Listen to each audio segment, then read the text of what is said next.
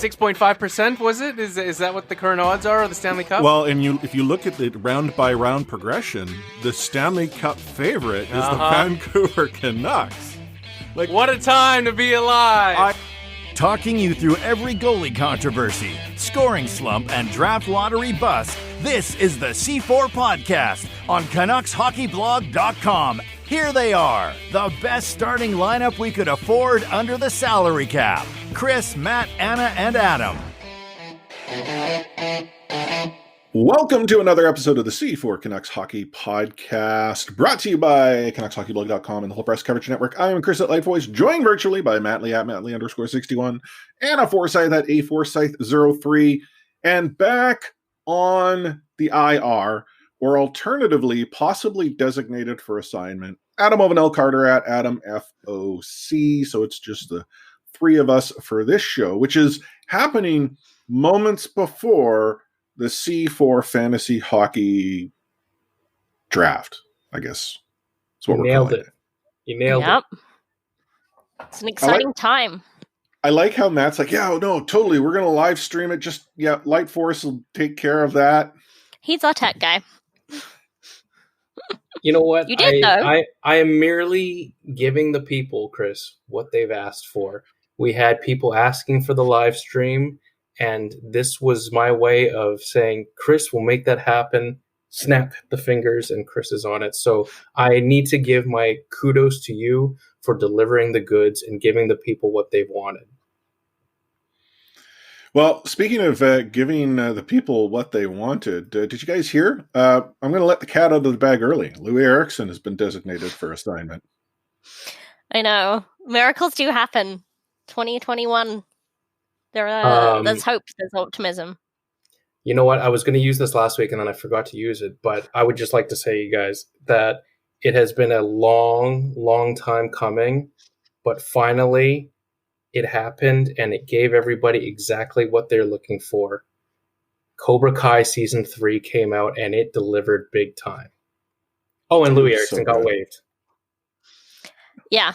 One of them I'm more excited for. I mean, just the optics of it, I think it starts the season on a good foot. Like, Louis Eriksson has been a passenger on this team for a long time. A very expensive passenger, so... Mm-hmm. I'm sure we'll get into it a little bit as well, but like long time coming, like Louis Eriksson just, yeah. And by the time everyone's listening to this episode, there might be some clarity on what that actually means. There's no bloody way anyone's going to pick him up, whether or not he sits upstairs and wherever the taxi squad sits, or finds himself on his way to Utica to go ride the bus. Who knows? But that has happened. Mm-hmm. Season starts on Wednesday, which is kind of crazy. We went from not knowing when there would be a season to suddenly knowing when there would be a season, and then suddenly being, in front of a season. So we're going to talk a little bit about what that roster will look like, break down the special teams and how everyone gets a chance, apparently. I think Pud Coulson's got some stuff happening to him. All sorts to talk about. So you know what? Let's get on top of the show and dive into Rewind. Before I actually talk about the season starting, how much do we read into the fact that the Vancouver Canucks organizationally decided, you know what, we're not actually going to practice because of reasons. Now, we've since learned it was due to a false positive of someone. Receiving a false positive in a COVID test. The follow-up or subsequent test showed that they weren't positive. I completely applaud the Canucks for taking the step of, we're going to shut things down, play this safe, because I think that's what's most important here.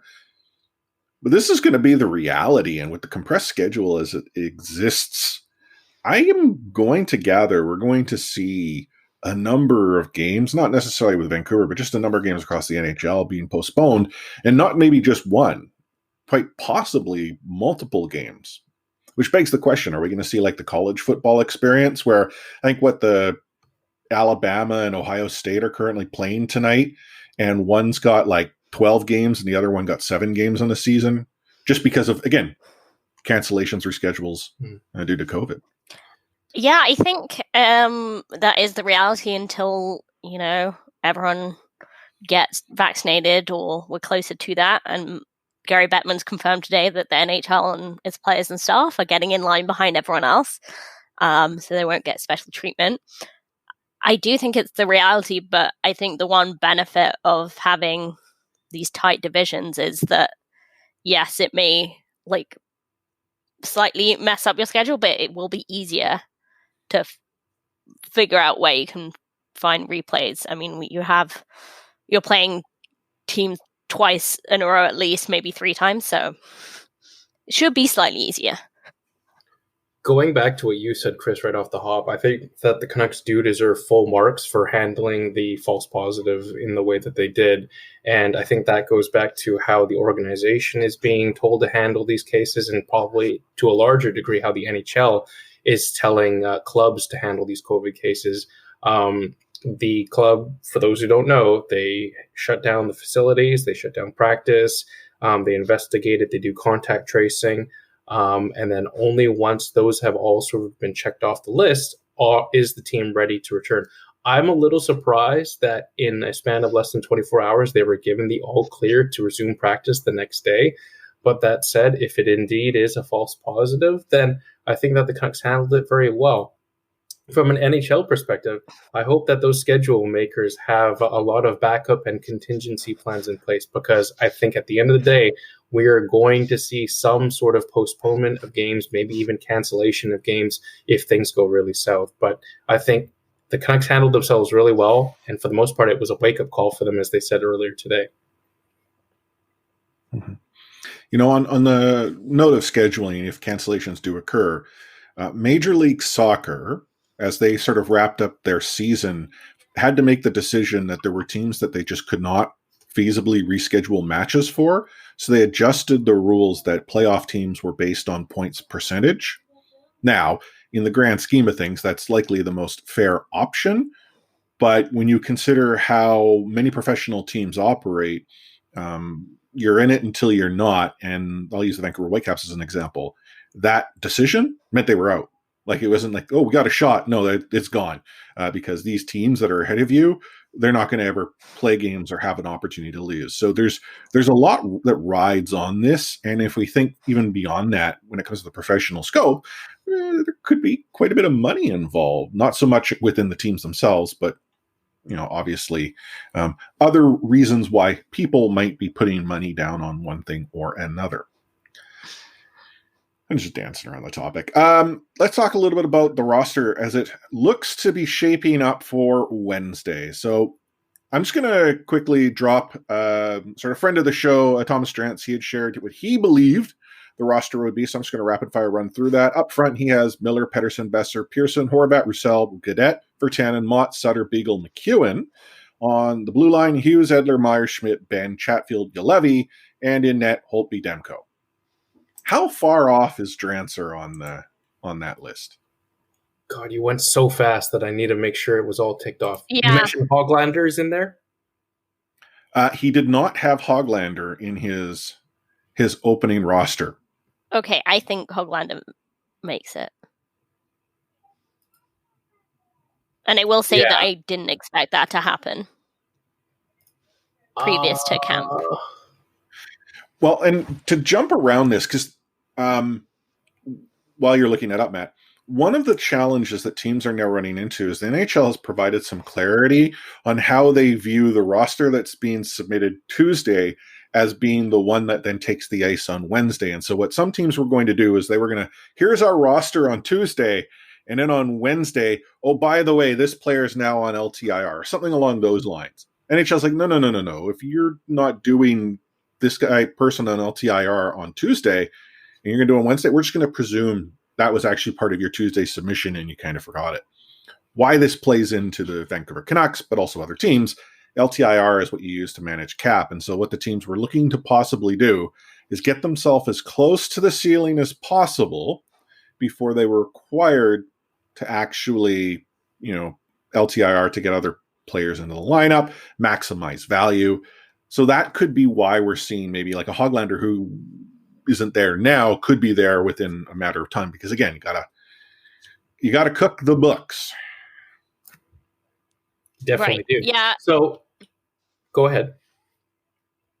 No, I was just going to say that obviously that kind of threw a spanner in the works, the league's decision to stop the finagling.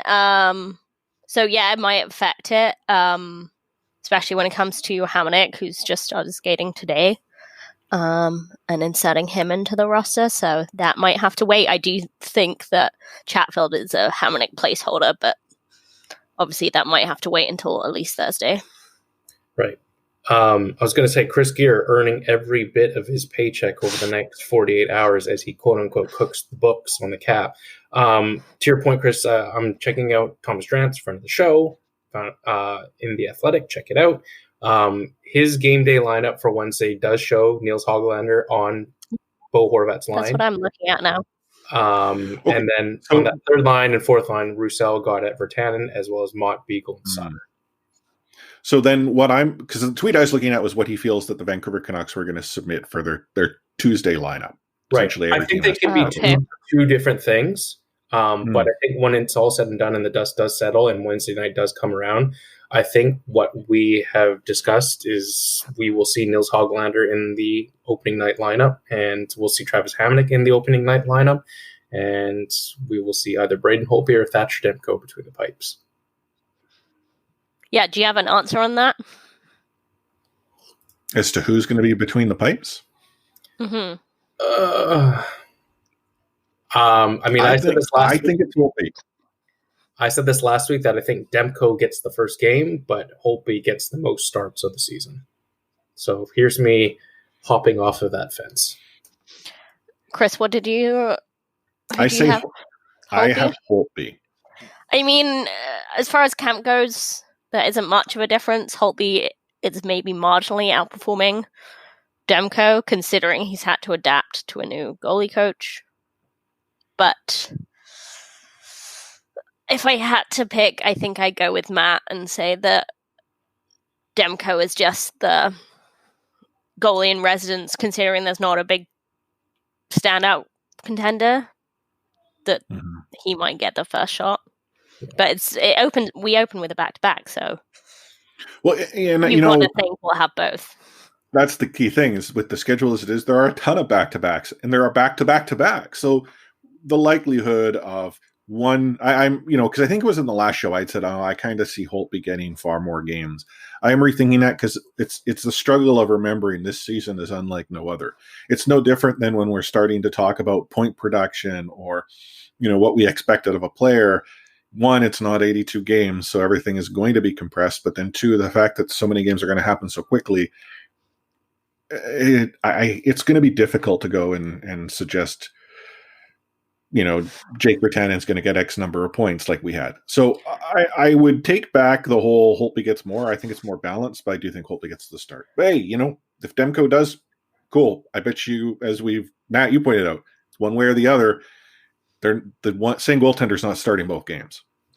Yeah, super quick off the rails, just in terms of the weird schedule. That's a consideration in fantasy too, right? Because draft ranking seems to overvalue older, more experienced players anyway, more than I would. But you've got to think in a season like this, then that those are the players that are really going to struggle. Yeah, the wear and tear. Mm-hmm. Very, very good point. Should we talk about the possible end of the Louis Eriksson era in Vancouver? Has Louis Eriksson, in your guys' mind, played his last game as a Canuck, or will the ghost of Louis Eriksson rise once again? I'm not willing to go and suggest he's played his last game as a Vancouver Canuck. Not yet. Like, if this was a regular season, if this was a full, normal 82 games, no craziness, I'd be more inclined to say he's probably done. They just bury him in Utica, peace be with Louis. This season, considering how much more difficult it will take, like, it's hard to suggest that you would be willing to give up the sort of stability that Louis brings. He doesn't bring much, but if there's one thing you could argue is that he doesn't hurt you as much as others could, especially in the clutch. So late season, Canucks in the in it. I could see them needing Louis if they had an injury or two. Hannah? Yeah, I mean, I think honestly they'll leave him as a taxi squad member and use him in desperate times. I don't think he's someone that's immediately gonna jump in, but as Chris says, he's kind of a shoring up type of character. And he doesn't hurt the team that much. He hurts me, but I mean, I agree with both of you. I think Chris said it best that unfortunately Lou Eriksson, or maybe fortunately, Eriksson does bring something to the table that at least a NHL coach should revere, and that's the sense that he's not going to hurt you defensively. He's not going to give you much offensively either, but he's at least a warm body that can play 10 to 12 minutes a night and not cost you anything defensively.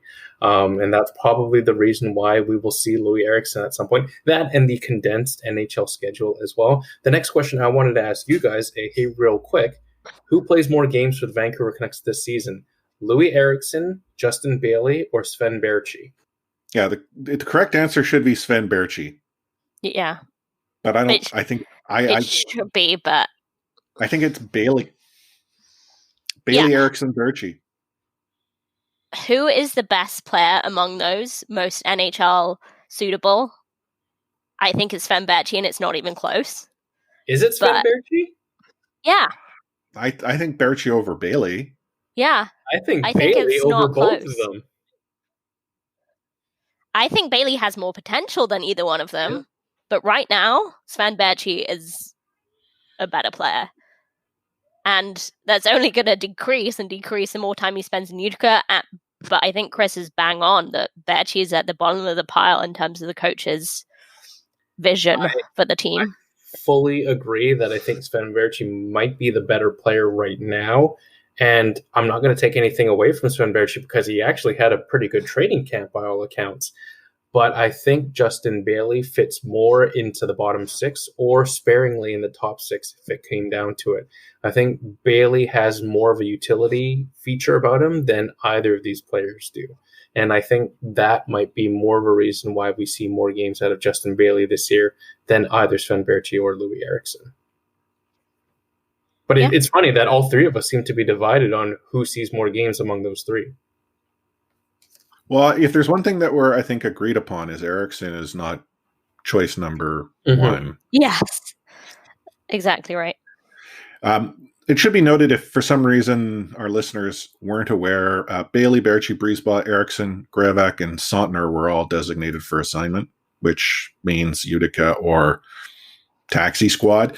And then I believe there are some additional cuts today. Well, there would have to be. Let me see if I can find it. Jeff Patterson reporting that Lind, Wu, Lockwood, Gadjevich, Tevez, and is it Keeley or Kylie?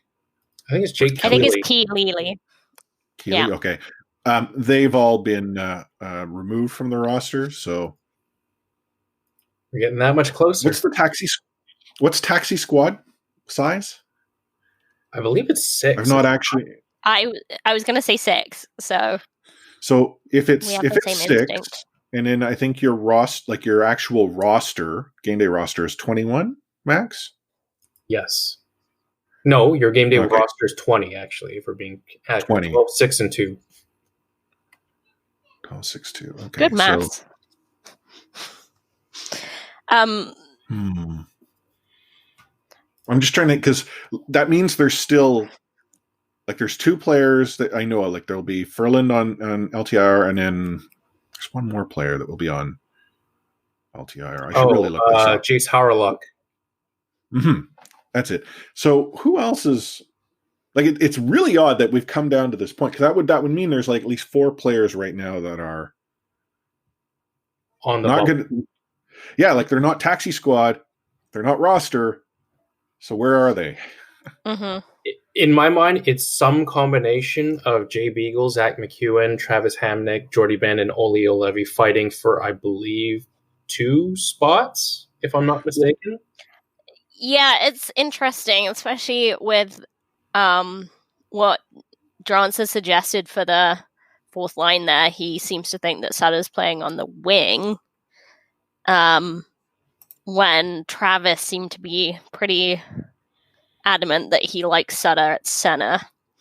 But yeah, it's Beagle can't really play on the wing, so if you're putting Sutter at center, Beagle sits. But I mean, what we're talking about is simply dressing, not dressing, taxi squad. There's still a number of players who aren't in either. They are elsewhere.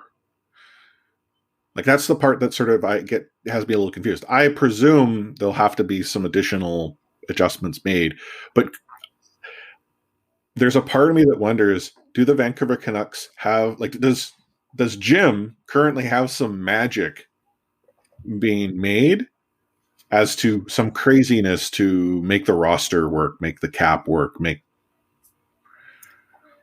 I don't think so. To be honest, like 2 days out before the first game of the season, I think the roster is in the safe and capable hands of Chris Gear, and Jim Benning is simply telling him to crunch the numbers and make it work. You're right, but then there's that part of me. There's craziness. The Vancouver Canucks aren't the only team in a tough spot. There are actually a number of teams right now needing to go and have their capologists essentially manufacture things.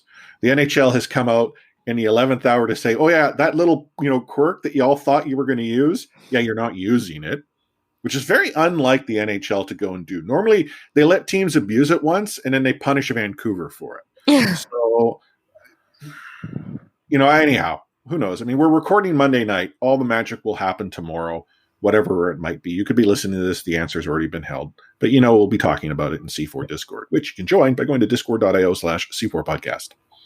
Very good. Shameless plug.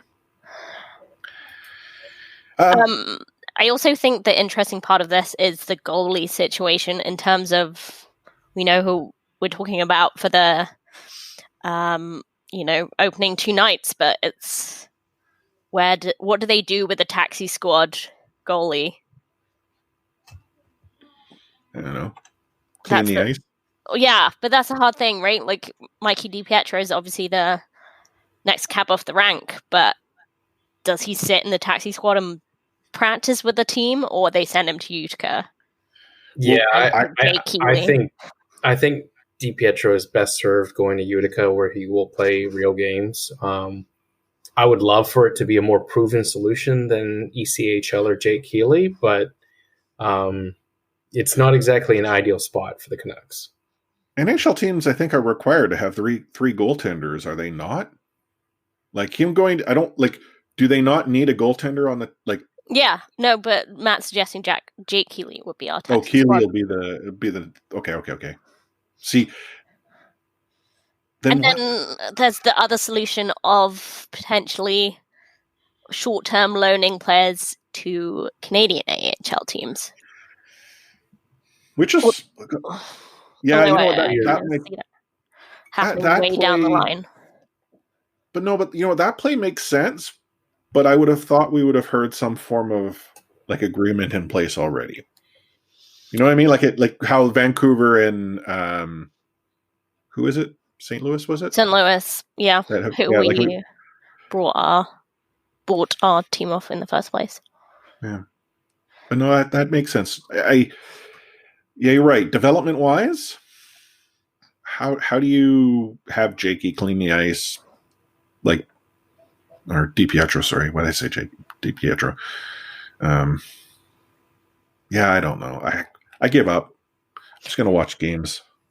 Players scored, players didn't score. Goaltenders let goals in. As for agreements for the short-term loan thing, I think we'll just see it as and when it happens. I think it will be hey, can we send Mikey to you for 3 games to tune him up? Mm-hmm. I don't know.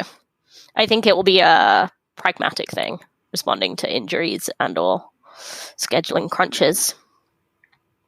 True that. Anyway, more will be foretold over the course of the week as the NHL season starts. We'll take ourselves a quick break here. You listen to the C4 Canucks Hockey Podcast on CanucksHockeyBlog.com and the Full Press Coverage Network. and he liked to say the F word. Oh, then get the here then. Okay, see ya. Is going to have the F word on it. I wish I could give you an explanation about it. I can't. You out of here. You said the F word, Dad. You called me the F word. What storyline, when it comes to the Vancouver Canucks, are you most interested in this season? I mean, there's quite a few that we could sort of look at even before the season has started. Travis Green, for instance, he's currently a lame duck coach, which is odd. Again, weird season, wacky world. But by all accounts, he's done a relatively decent job in Vancouver. You can't really argue that the team's not been developing, it's not been growing. Maybe one might argue it was improving at a rate that was maybe ahead of schedule up till sort of last year, and then quirkiness happened. But is it not odd that even in a weird year that the team would want to leave him sort of twisting in the wind? It's weird. We've already seen externally about how many media experts have sort of talked about the value of Travis Green as a head coach. And if the Vancouver Canucks somehow were to let him get out on the open market, he would have a line of suitors who would be wanting his services. So that right there should indicate that the Canucks should probably put pen to paper sooner rather than later on an extension. I'm surprised it hasn't. I don't know what's the backroom dealings on why it hasn't. But hopefully it gets resolved in the first month or two of the season, because quite honestly, that's the kind of thing that becomes a distraction. Yeah, I'm with Matt on that. I think Canucks just may as well been called the team of missed opportunities this offseason. Just what an opportunity to capitalize on great PR of going as far as we did in the postseason. And there's just a few players that we could have maybe kept around for a small chunk of money. So yeah, it does seem strange that they didn't use that opportunity to sort of say, like, Travis is our guy. We're only going to build on this. Because who knows if we will. Like, this is such a strange season. You've got to say the team has gotten a little weaker. So it just seems strange that they didn't, like, use that positive moment to re-sign. Yeah. A friend of mine has suggested that it has more to do with Jim Benning than it does with Travis Green. And that's not to say Benning doesn't want Green back. That is more ownership saying to Benning, hey, was last year a mirage, or is that actually a sign of things to come? And that potentially, if, let's say, the Vancouver Canucks regress significantly, even in the wacky season that we would see, ownership would simply say, you know what, reset, bring in new GM, who in turn brings in new coach. We have to consider, you look back at the Vancouver Canucks, when Mike Gillis came on board, the world was shocked that AV stuck around. Like, even AV, I think, presumed he was going to have to find a new team. They kept him. Now, Mike Gillis only ever got one additional coach to take. Jim Benning, however, he's had a couple himself. So I don't entirely know if they'd let him bring back a third one. And then the other thing, though, I countered with is like, okay, if this makes a lot of sense, great. But the Canucks don't really know organizationally how much money they've got to spend. Like, one might argue that they're a little cash poor. We've seen a lot of the deals they've signed where they're allocating dollars outside of this weird season. We've got expansion, obviously, coming into play, which is going to adjust rosters across the league. So could it be that the Vancouver Canucks are just being prudent? I don't know. That I get that reasoning, but I'm not sure if that's as important. I'm genuinely curious. How many teams, like, and I'm not, you don't have to say 7, but, you know, like, will it, like, Matt, you had mentioned that the word on the street is Travis Green, if he makes it to coach free agency, as if there is a thing, there would be people picking up the phone and giving him a call. Do you think there's actually a market for Travis? And the thing about that also is, does Travis want to go to those teams? Like, if he has a choice of playing the market or potentially coming back to Vancouver, I would imagine if another team were to make an offer, they would have to be where Vancouver is development-wise, or a contender that doesn't look like they're going to see the door slam shut. Well, let's put it this way. I mean, Travis Green has made every indication he'd like to be back in Vancouver for the long term and how he's excited about the team's future. But that said, he's going to have options too. Teams will want to have him. And, I know coaching vacancies don't exactly open up for long periods of time either for him. But whether it be him biding his time over an off season, he's going to have teams who would be very interested in his services. And I think this is someone who we're going to see this year get some serious consideration for Jack Adams, to be honest with you. Travis Green is valued very highly across the league. And even though he has said he wants to be in Vancouver and maybe loses a bit of negotiation leverage that way, this is somebody who's going to have options for him if he's out there in the open market. Mm-hmm. Yeah, I agree. I think he wants to go where he's wanted. And he wants to go somewhere where, his opinion matters in the development of the team. And I think that is Vancouver, but obviously Jim Benning isn't the perfect GM to work with. Though I'm sure there are worse out there as well. So yeah, I think it is important to lock him down because as much as he's attached to the development of these players that he's seen through Utica and Vancouver, it'll be much more important to him to be valued. Yeah. So I sort of suggested the possibility of a Canucks performance issue, but looking at this roster, looking at the start of this season, looking at the fact that the Vancouver Canucks are going to only play the Canadian teams, where do we sort of see the team trending? Are we trending towards a more progressive experience? Progression not necessarily meaning... Actually, what is progression? Is progression making the playoffs? Is progression competing for a playoff spot? Or is progression sort of the big picture? Players performed, they just happen to run into, the impediment that is the 2021 season? Yeah, I think that's a good question. What is considered progression for this year's version of the Vancouver Canucks? And even though it would technically be considered a step back, I think given a weird condensed season like 2021, progression for me is the Vancouver Canucks getting back into the postseason. They don't necessarily have to win a round, but I think progression means them getting into the postseason once again and maybe making a little bit of noise. I think we can all agree that this is a weird year for every single NHL team that's playing. And that the Vancouver Canucks, there was a lot of roster turnover. And I think there are probably more people than not who think that they're a candidate to regress. So for me, I look at progression as them getting back into the playoffs. I think that's fair. I think that's a fair standard to have, given obviously Canucks outperformed expectations under strange bubble circumstances, whatever. But although there are some losses to our team, there's a lot of new faces. Goaltending is up in the air. I do think that should be a standard that the Canucks are now at, that they're at making the postseason. And that should be an expectation. My question to you guys, do you think that the Canucks are a better or worse team than last year, though? Because I look at the additions of Nate Schmidt and Travis Hamnick replacing Tanev and Stetcher. Yeah, the Canucks are dropping off from Jacob Markstrom to a combination of Holtby and Demko. But all things considered, I think that the club is kind of the same. Okay, so that's what I was going to say. Like, if you were going to say better, I'm like, no, I don't know if they're better, but I could argue that they're, the addition and subtraction have net to zero. Yeah.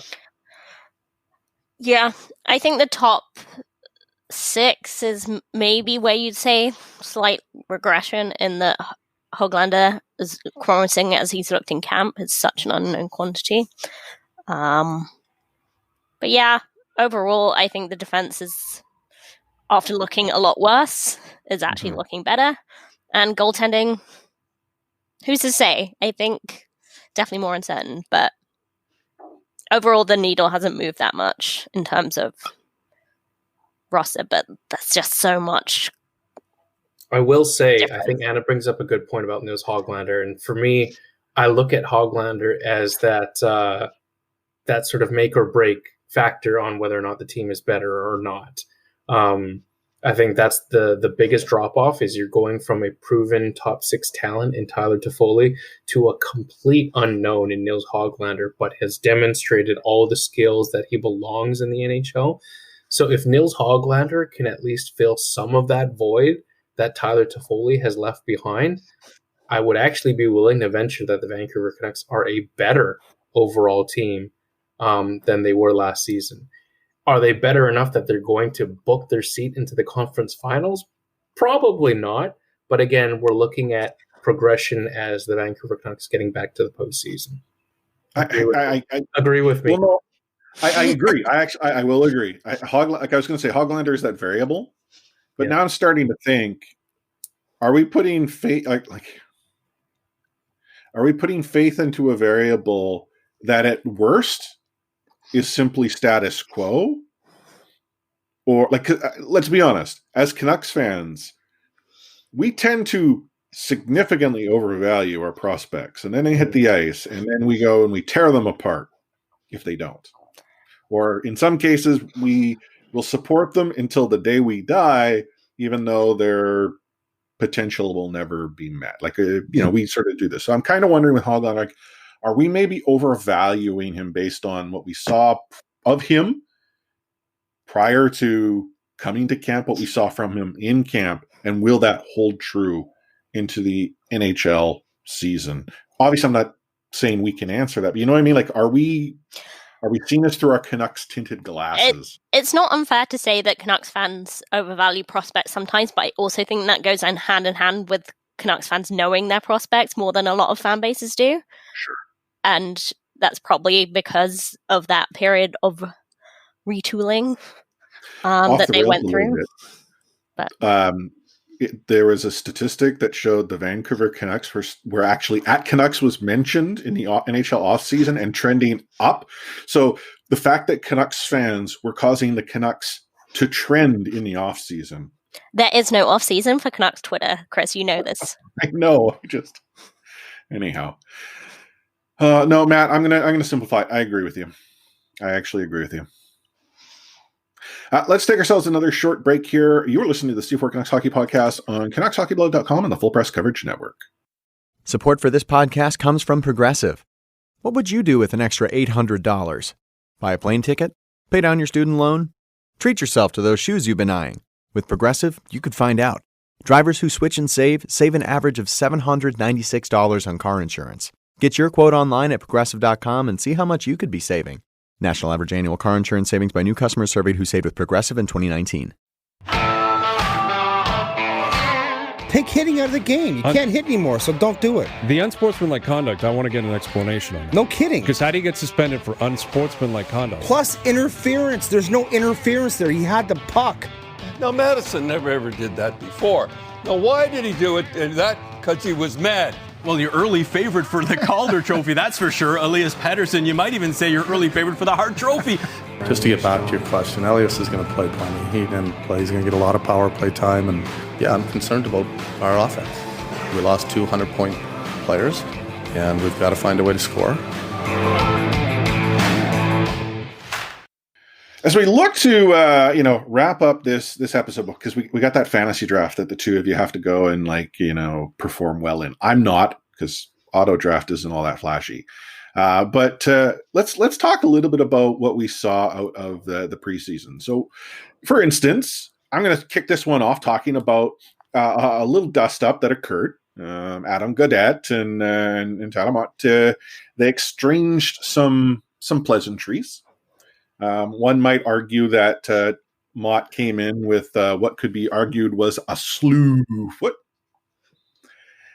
Obviously, players are coming into the preseason to compete because they're not getting that opportunity to sort of do it in game shape against the opposition. What does it mean that Mott's I would. Do you even say he's playing his team hard? Because wasn't it he had leading up to that? I want to say he had taken a shot at someone else, and then Gaudette finally just had enough with it and said, "Let's go." Yeah, I think Mott was the one that was in on the play that may have injured Jace Howerluck. So there was a little bit of blood boiling over, I guess, in that instance. I don't think that the two incidents are directly correlated with each other, but at the end of the day, it looks like Adam Gaudette, at least on the surface, was not very pleased about that quote-unquote takedown from Tyler Mott. My thoughts, it's two guys that are enjoying the intensity of a scrimmage. Travis Green put it best when he said he didn't love it and he didn't hate it either. I think that there's nothing wrong with bringing a little bit of intensity to bring that NHL kind of feel to your practices, but you don't want your teammates fighting each other either.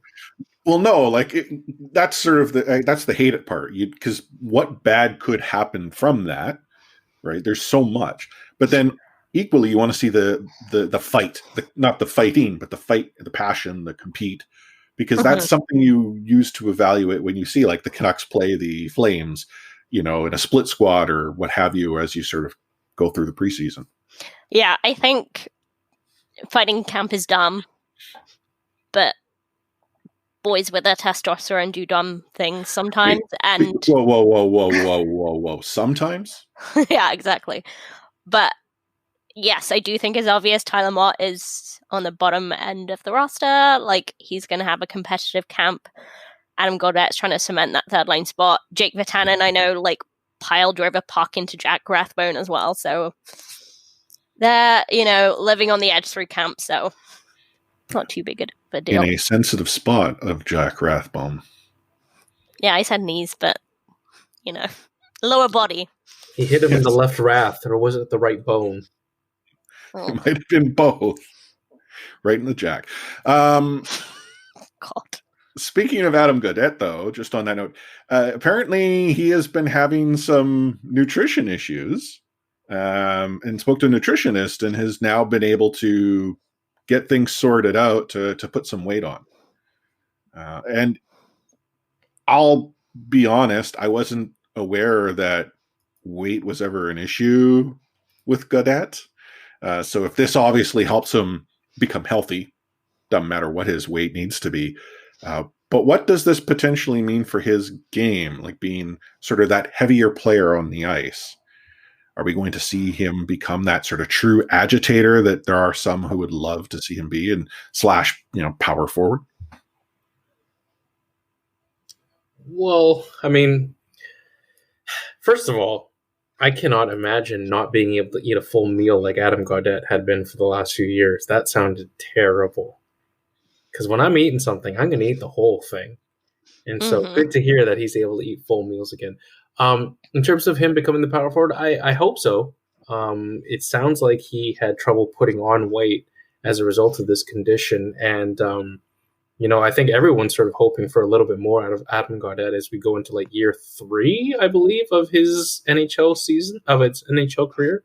And that's typically when you start to see players scratch the surface of their potential. So it's definitely coming at a good time for him in his development. Yeah, and I think just from a mindset point of view, it seems like something that was really bugging him. So if he's more comfortable in himself, less stressed, that's really going to help in this condensed season. How many of the players are going to be Twitch streamers by the end of the season, out of curiosity? I was watching some of those streams, and to be honest, I was mildly entertained from them too. I will say that the anti-Fortnite take has aged badly. Well, okay, look at the roster composition when that occurred to how it exists today. The age has dropped quite a bit, and you now have the likes of, I'll use Adam Gaudette as an example. Adam Gaudette and his wife Michaela have seen the power that is social media. I've been in a few of his streams. It is one of the most accessible ways to get to a player imaginable. Now, there's a double-edged sword there, being as accessible it is, equally as easy for you to drop some crap in his stream. But I talk about the good old days, and I know, it's dating myself as I am apt to do. You used to be able to go to Vancouver Canucks games, and at the end of the game, didn't matter what seat you paid for or who you were, you could head down the stairs from the concourse into the lower bowl, hang out at a gate that was within shouting distance of players. And many of them would come up, they'd chat, they'd sign things. The accessibility existed. And that went away as obviously the modern rinks were built. It then became monetized. I know season ticket holders get opportunities, other people get opportunities. And then even with social media, accessibility to the person like you and I to players didn't exist. But now, like gaming, Twitch streaming, what have you, it just allows them to introduce themselves to their fans in a whole different way. And I think that understanding now exists. It's the era of the players who are like, completely arm's length, stay away from me is necessarily going away. And now we're seeing more like Petey. How many times has Petey engaged with people on Twitter? He might not actually reply, but you'll say, hey, Petey, can you do this? And suddenly he's doing, Instagram modeling and whatnot based on your suggestion. Yeah, it was definitely the summer of Petey. He had himself a great time, and you know what? He's having fun. There's so much about hockey that is stuck up and stuck in its ways, so it's really great to see some of the young players driving that change and kind of forcing the sport into the modern era. Mott Girl Summer. Shout out to the broadcast, but they made that a successful charity campaign that even Tyler Mott and many of the players on the Vancouver Canucks got behind. It's more than gaming, but I think gaming is sort of a sign of change starting to occur. It's just unfortunate it has taken as long as it has for this cultural shift to occur in the game. Back on the Canadian division. Want to do a quick, way too early, but why not ranking of those Canadian teams? Ooh. I want to do this game. I figured you would, Matt. Toronto is a clear number 1, unfortunately, and Ottawa is a clear number 7, unfortunately, or fortunately. And then after that is where it gets interesting.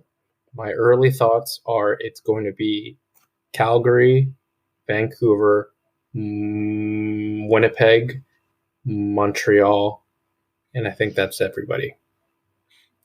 Edmonton? Why did you have Edmonton? Oh, yeah. I always try to forget about Edmonton.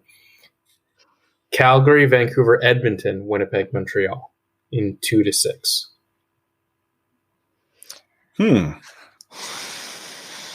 So Toronto 1, Ottawa 7. I will agree with you there. I was actually going to say, is it easier to go from the bottom up or from the top down? Because the middle is where the problems exist. Look, the cream is the best part of the Oreo.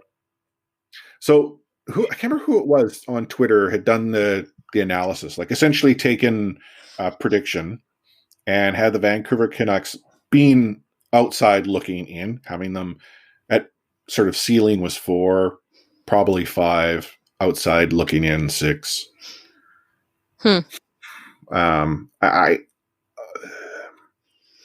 My difficulty is not knowing how Edmonton's going to perform.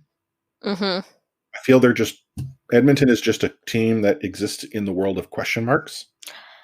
Yeah, see, my problem with Edmonton and Winnipeg, for example, is that Winnipeg has some really good players, but they never seem to be able to put it together in a row, whereas Edmonton does not have a ton of good players, but they have a couple of elite players, and that seems to be enough for them to sort of skate around in the mediocre level, when really they're a terribly built team. And you've got to think that their goaltender situation will come to roost.